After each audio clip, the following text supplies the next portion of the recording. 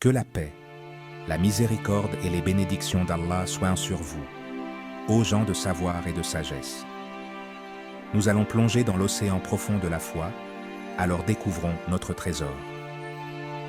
Le titre du sujet d'aujourd'hui est « Le pouvoir d'une parole bienveillante ».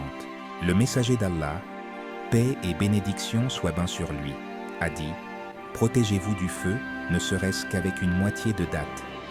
Et si l'on ne trouve pas cela, alors avec une bonne parole. » Convenu. Les savants disent que la meilleure parole que les gens aient jamais prononcée est « Il n'y a de Dieu qu'Allah ». Cette parole sur laquelle les cieux et la terre ont été établis, c'est la meilleure parole que l'humanité ait jamais connue. Cette parole qu'Allah Tout-Puissant a prise comme alliance de la descendance d'Adam alors qu'ils étaient dans le ventre de leur mère, et il les en a fait témoigner. Une parole bienveillante peut changer la vie de quelqu'un.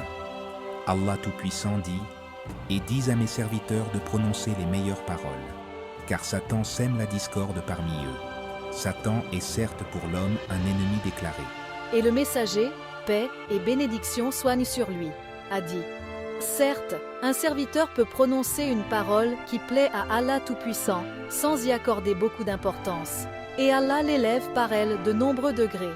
Et certes, un serviteur peut prononcer une parole qui déplaît à Allah Tout-Puissant, sans y accorder beaucoup d'importance, et il tombe en enfer à cause d'elle. » Rapporté par Al-Bukhari.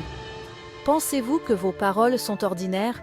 Écoutez cette histoire sur la façon dont une parole peut être un remède pour l'âme d'une autre personne. Salma, accablée par la pression et l'échec, après avoir échoué à une matière importante. Elle s'est assise dans un coin, pleurant en silence. Soudain, son ami est passé et lui a dit avec un sourire « Je suis sûre que tu es trop intelligente pour abandonner. Et tu reviendras plus forte, si Dieu le veut. » Une simple parole.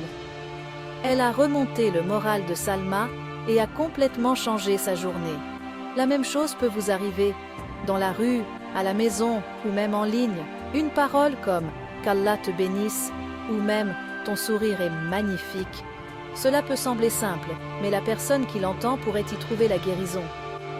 Le prophète, paix et bénédiction soient sur lui, a dit « Une bonne parole est une aumône. » Convenu. Cela signifie que vous donnez une aumône chaque fois que vous prononcez une bonne parole. Alors, essayons aujourd'hui de donner en aumône de la bonté. Encouragez votre collègue au travail, ou envoyez un message positif à quelqu'un qui a perdu son enthousiasme. Vous serez surpris du résultat.